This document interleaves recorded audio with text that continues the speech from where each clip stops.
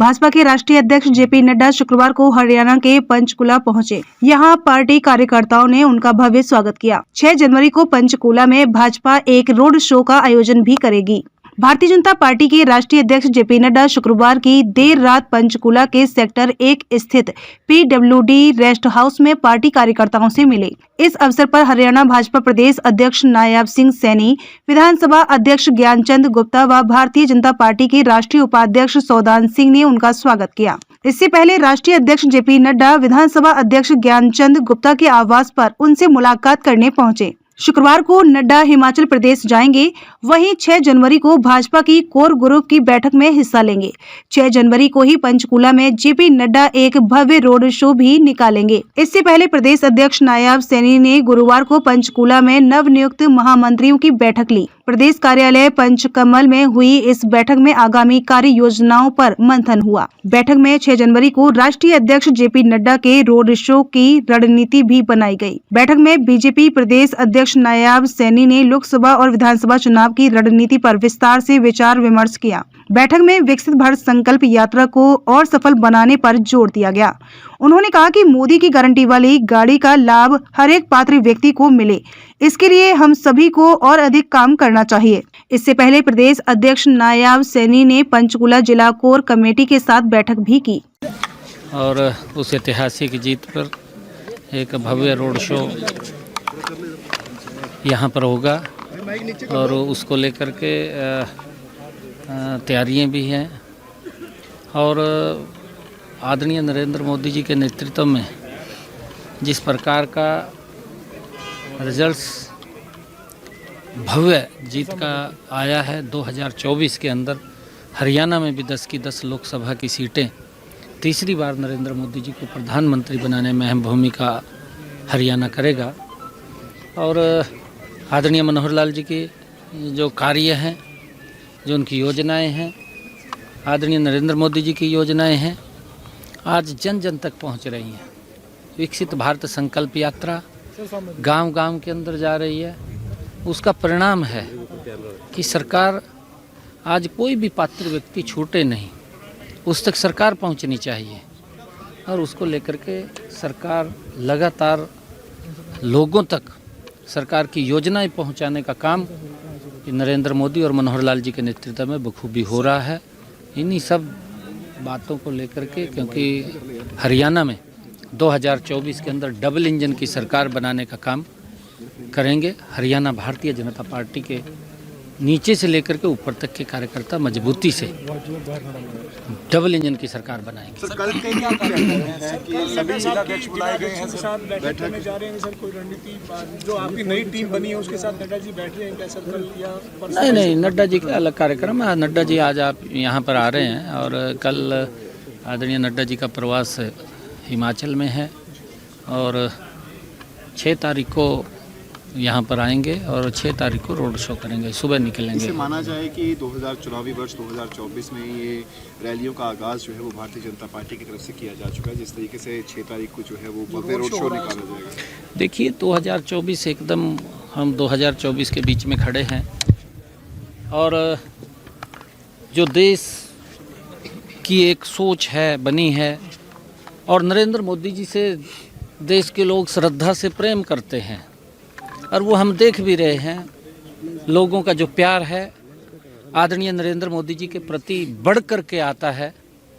2024 में एक बड़े मैंडेट के साथ तीसरी बार नरेंद्र मोदी जी प्रधानमंत्री इस देश के लोग बना रहे हैं, क्योंकि उन्होंने देश के जो कार्य किए हैं, चाहे देश की समस्याएं हैं, चाहे देश का इंफ्रास्ट्रक्चर की बात है, चाहे देश के अंदर हेल्थ की मजबूती की बात है, हर क्षेत्र के अंदर नरेंद्र मोदी जी ने ज़बरदस्त काम किया है और इन 10 वर्षों के अंदर नरेंद्र मोदी जी के नेतृत्व में भारत का एक नया इतिहास वो लिखा जा रहा है।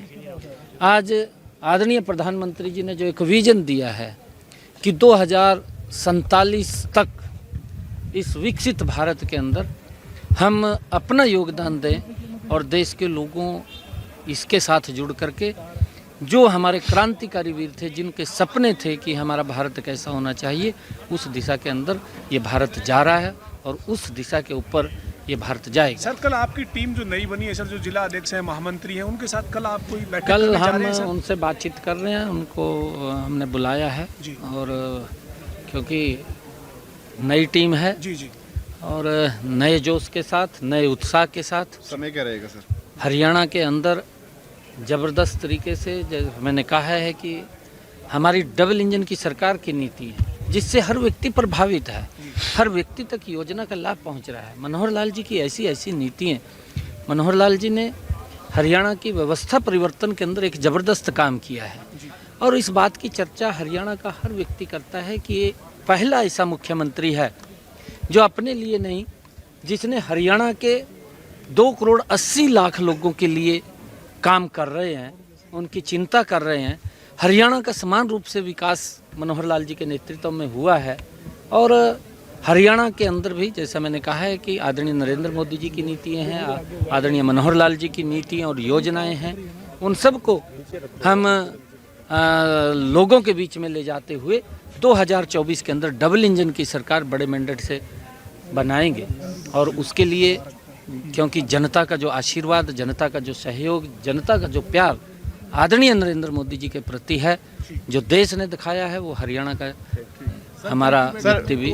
राहुल गांधी जो है वो भारत जोड़ो न्याय यात्रा जो है वो करने जा रहे हैं, किस तरीके से देखते हैं? क्या भारत जोड़ो यात्रा कम पड़ गई थी जो अब भारत जोड़ो न्याय यात्रा जो है वो की जा रही है? देखिए, भारत को जोड़ने का काम आदरणीय नरेंद्र मोदी जी ने जो रोड्स बनाए हैं, देश को कितना नज़दीक किया है। मैं देखता हूँ, मैं पंचकुला में खड़ा हूँ, अगर मुझे यहाँ से सहारनपुर भी जाना होता था, ये कांग्रेस के समय की बात कर रहा हूँ मैं, ये 2014 से पहले की बात है, लंबा समय नहीं है। तो यहाँ से लगभग सहारनपुर जाने में ही पंचकुला से लगभग 7-8 घंटा लगता था। आज 1.5 घंटे के अंदर हम सहारनपुर पहुँच जाते हैं। ये नज़दीक लाने का काम ये नरेंद्र मोदी ने किया है। भारत को जोड़ने का काम नरेंद्र मोदी ने किया है। आज देश के लोग इस बात को बखूबी समझ रहे हैं।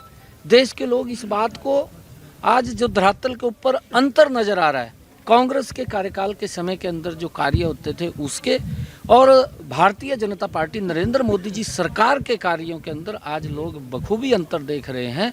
और ये एक बात स्पष्ट दिखाई दे रही है कि जहाँ जहाँ पर भी कांग्रेस की सरकार आई है, भ्रष्टाचार बड़ी गति से बढ़ा है, तेज गति से बढ़ा है, भ्रष्टाचार हुआ है।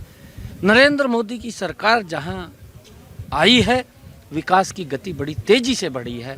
ये अंतर स्पष्ट रूप से ये कांग्रेस की सरकार में और ये भारतीय जनता पार्टी की नरेंद्र मोदी की सरकार में दिखाई दे रहा है।